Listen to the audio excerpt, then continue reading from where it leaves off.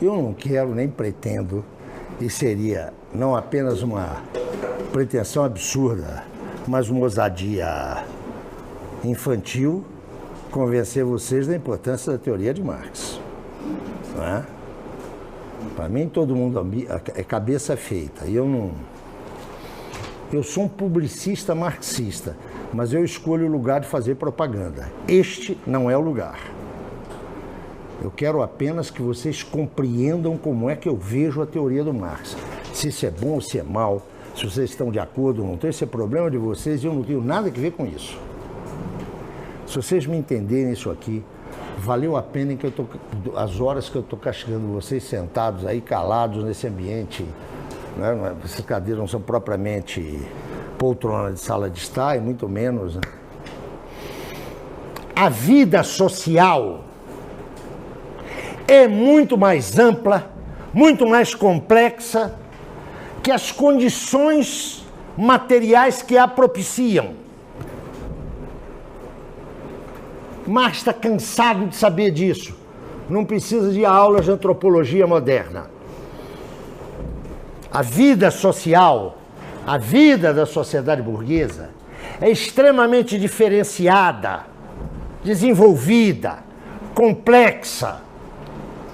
Marx tem clareza dessa complexidade. Marx afirma textualmente que a sociedade burguesa é a mais complexa e diferenciada das formas societárias que os homens produziram até hoje. Então não me venham chatear com o método da complexidade, por favor. Eu estou velho demais para essa banalidade.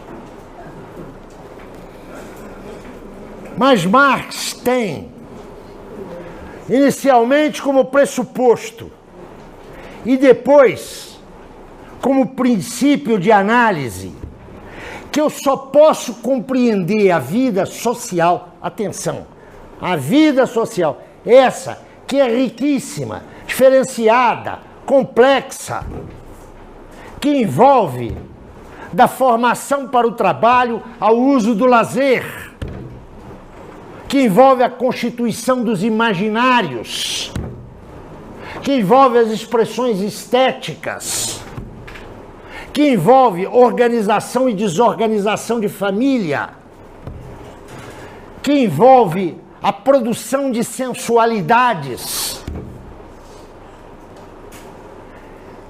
Esse universo, esse horizonte infinito de formas de objetivações humanas, Marx sabe que só tem um jeito de fundar a compreensão dessas diversas e incontáveis esferas de realização do ser social. É começar por determinar, com rigor, quais são as condições da produção das condições materiais que permitem a vida social. A vida social não se reduz às suas condições materiais, não se reduz às suas expressões materiais. Mas sem o conhecimento de como se cria e se distribui a riqueza que materialmente suporta a vida social, nós não vamos conhecer nada.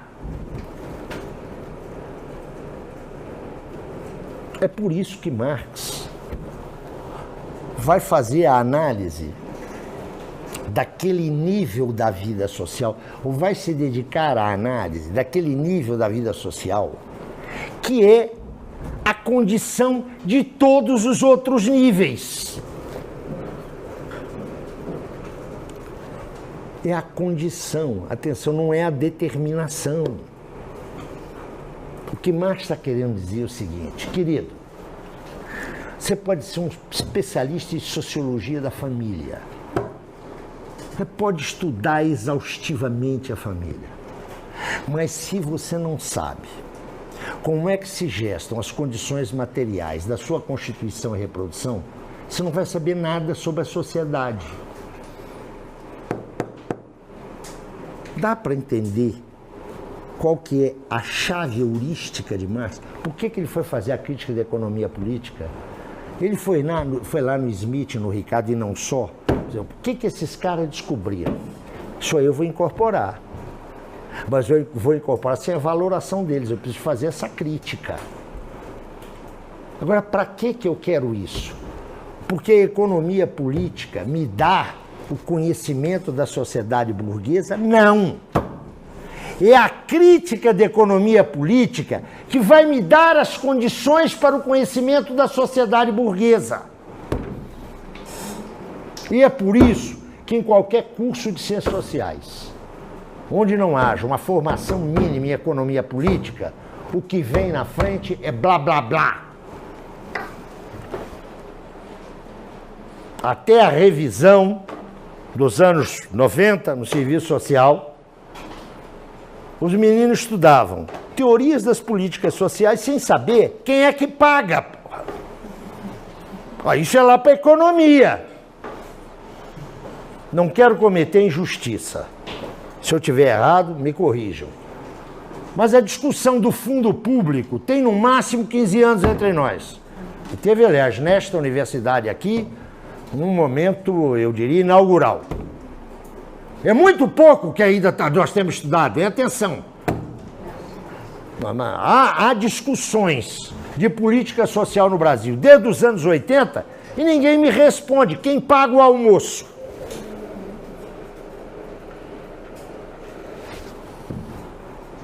E aí vem essa maravilha, né, que eu fico fascinado. Estudo sobre o velho no Brasil, a terceira idade. Porque o que se apaga aí é o mesmo que as ciências sociais apagam. Quando você esquece desse negócio aí, ninguém aqui tem que ser um economista político clássico, nem um crítico da economia política. Isso seria uma tolice, exigir dos cientistas sociais isso. Mas é de exigir-se que eles tenham um mínimo de clareza como é que se produz e reproduz a riqueza social nessa sociedade. Isso vale para o sociólogo, vale para o antropólogo, vale para o psicólogo social, vale para o assistente social. No mínimo para não dizer besteira.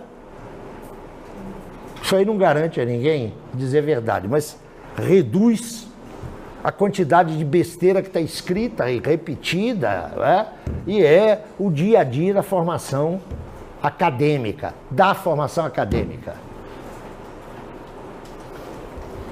Quero insistir nisso. Marx quer saber o que lá nos clássicos é ciência ou é ideologia. Essa que é a crítica dele. Agora, para quê? Para incorporar aquilo que é ciência e fazer avançar a economia política do ponto de vista da teoria do valor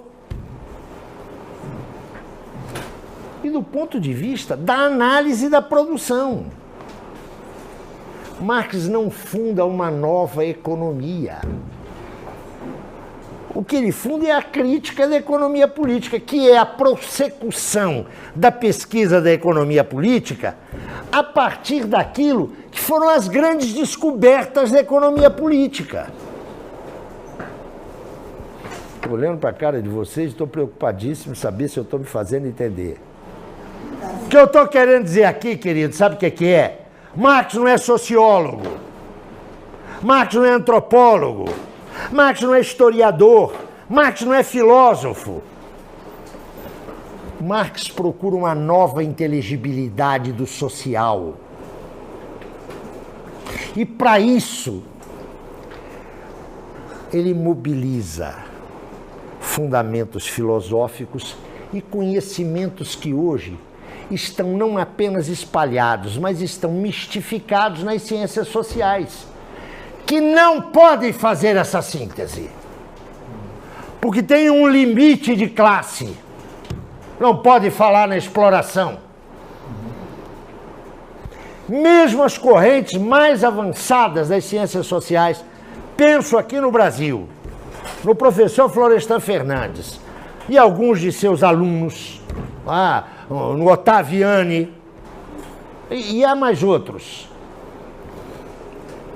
Quando ele transpôs o limite da sociologia possível, aquela lá na USP, ele descobriu, no plano teórico, no plano político, ele sabia disso desde estudante, quando militou no movimento trotskista. Ele descobriu a categoria de exploração. É a partir daí. Onde é que pode isso? Na universidade é um veto tácito. Né? Então, você ainda trabalha com análise de classe social, isso é tão velho. O que dizem do meu discurso? O discurso do Zé Paulo é velho, é a mesma coisa, é porque eu continuo vendo sobre capitalismo, desculpa, mas tem classe social. Não é? Só dá uma olhada aqui no entorno dessa universidade para ver como é que a classe social aparece, não é?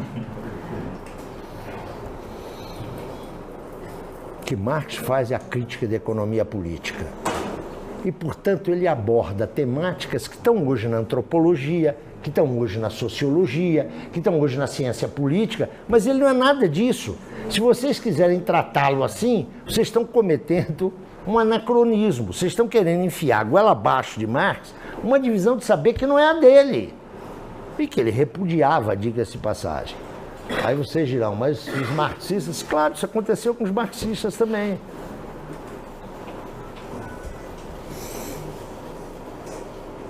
Nós vamos ver daqui a pouco como é que Marx operava essa crítica.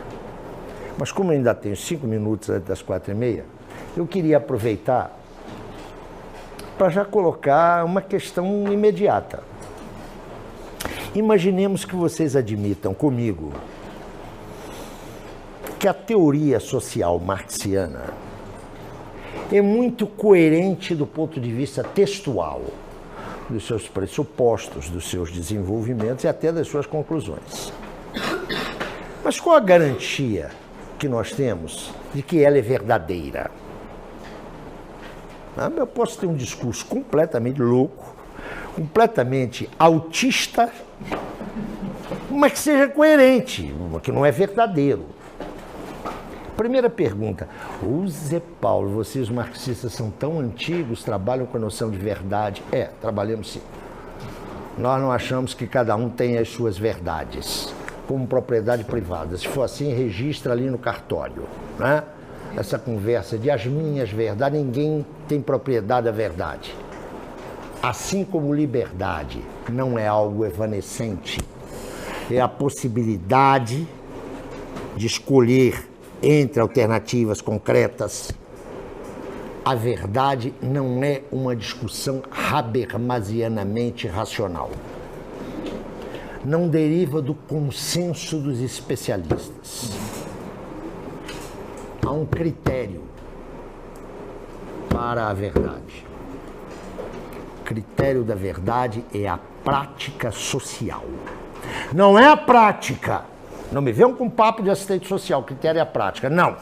É a prática social. Não é prática profissional, não. Prática social. Vamos lá.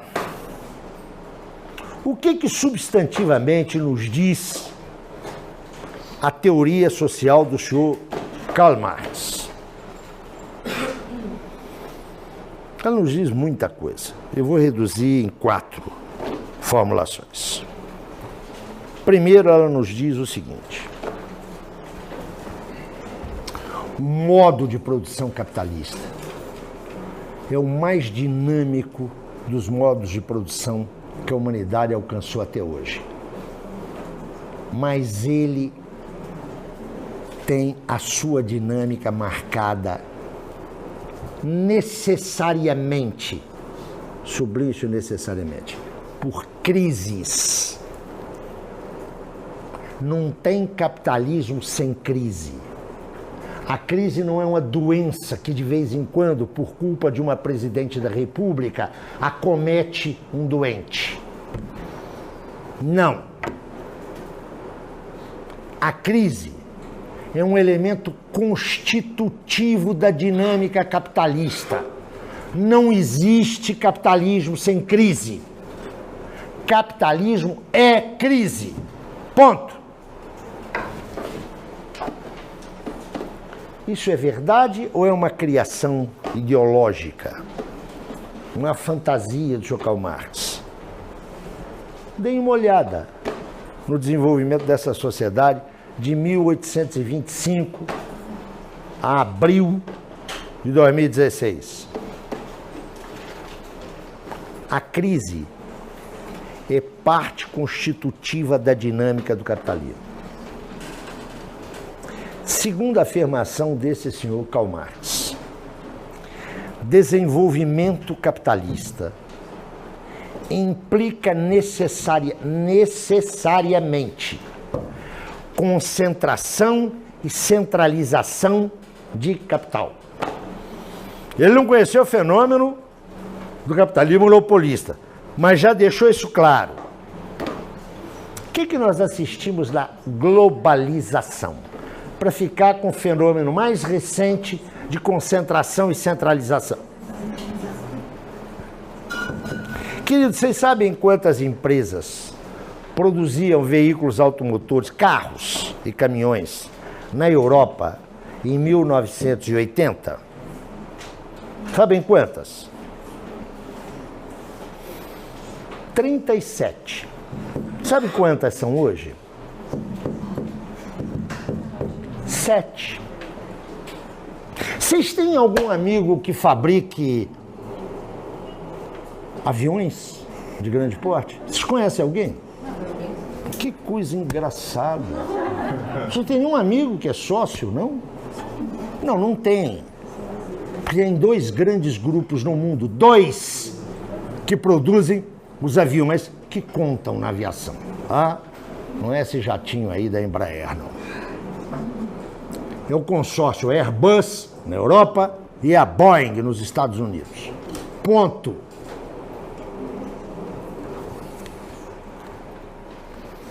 Vocês sabem quantos grupos familiares, clãs, controlam a mídia impressa, elétrica e eletrônica no Brasil? Vocês deviam saber, pô. Vocês têm algum amigo dono de jornal? Não é aquele mimeografado ali do bairro que cola na parede, não. Procurem ler um texto de um assistente social hoje, não é? Que é assessor do CRES do Rio de Janeiro. Aliás, me parece que já é professor, eu acho que ele não é mais assessor do CRES. Jefferson. Ele saiu do CRES, agora é professor da UERJ. Pois é, professor da UERJ. Enquanto meu aluno, ele fez, aluno de graduação, ele fez um estudo identificando os 7 grupos. Né? Vocês não precisam comprar muito jornal, não. Lê só o Globo, lê só o Estado de São Paulo, que é tudo a mesma coisa, eles defendem os mesmos interesses. Concentrou, centralizou capital ou não? Olha o que a prática social disse. Ah, mas o meu padrinho abriu uma fábrica de salgadinho ali e está indo muito bem. Deixa ele ir muito bem. A concentração não inibe o pequeno negócio. Pelo contrário, a grande concentração pede o microempresário, né? Que é mico, não é micro, não é mico. Porque vocês sabem o que acontece com ele, não é? Eu concentro a indústria automobilística, que no Brasil 6 ou 7 produtores, acho que nem chega a isso. Mas eu desconcentro o artesanato, aquele saber de que a gente falava. O cara tem uma garagenzinha ali no fundo de casa. Olha como o emprego informal gera. Não, vocês conhecem isso, né? Maiores informações com aquele combativo líder sindical do passado, depois presidente do Sebrae. Como é que era o nome dele, aquele cara que nunca ria? O presidente da CUT, cara de mau humor, hepático, Meneghelli. Parece que era um importante dirigente sindical que se aposentou com um salário de 25 mil reais, algo por aí, né? Presidente do Sebrae, não é isso? Bom, para falar dessa gente toda. Terceira afirmação do nosso amigo Karl Marx. Fiquemos em 3. Tanto mais cresce, quanto mais se potencia a criação de riquezas, mais se polariza a sua distribuição. Eu tenho 68 anos de idade. Desde que eu entrei na idade da razão, aí por volta de 15 anos, eu tive planos de acabar com a pobreza, de reduzir a pobreza, até que a ONU faz os objetivos do milênio lá em 2000. Eu me lembro que eu fui a uma conferência internacional de escolas, acho que você estava, Ivanete, no Chile, em que eu fiz uma conferência de abertura dizendo, olha, esses objetivos do milênio aí, para ser alcançados aos 15 anos, foi em 2007. Não vão ser alcançados. Aí me respondeu um Chicago boy que quase me escorraçou da conferência. Agora, em 2015, esses objetivos foram adiados para 2030. Podem ficar descansados, eles serão adiados para... Não há capitalismo sem pauperização, não existe isso. Bom, aqui trabalha-se mesmo com o conceito de verdade, não como representação, mas como processo factual. Agora, quando vocês estiverem com um professor que diga que esse negócio de verdade é um negócio dogmático, que o importante nos processos sociais é o sentido que o sujeito atribui, convidem-no para jantar. Como é que era aquele restaurante lá onde Ulisses Guimarães tomava puarra à noite? Convidem esse professor para ir ao Piantella, eu não sei como é que estão os preços hoje, mas suponho que estejam no Espaço Sideral. Convidem-no para jantar lá, tomem um bom vinho, com o serviço completo, hein? Entrada, prato principal, prato secundário, prato principal, sobremesas, doces, queijos, vinhos diferenciados, e peçam uma conta. Quando o maître trouxer e disser que olha, isso ficou em R$ 2.500, por exemplo, você peça ao professor que acha que a verdade está no significado do sujeito, para ele colocar na mesa uma nota de R$10 e dizer para o maître, mas eu acho que aqui tem o valor do jantar. Aí a gente vai fazer a prova se a sociedade funciona na base do sentido que o sujeito põe ou da norma socialmente esclarecida. Isso não vale só para sociólogo e antropólogo. Antropólogo que adora dizer isso. Mas tem cara lá na física que continua dizendo que o mundo que a gente vê é projeção da nossa consciência. Então, quando estiver atravessando com ele ali a W3, a hora que vier aquela projeção da nossa consciência, um ônibus, fala para ele ficar tranquilo, ele não vai ser atropelado, nem vai morrer. Ali vem uma ideia movente. Eu não estou brincando, não. Está havendo, e os pós-modernos são os responsáveis por isso, está havendo uma semiologização da realidade. A realidade social está sendo semiologizada. O que importa é a sua representação. O que importa é o seu imaginário. Embarca nessa para ver onde é que a gente vai.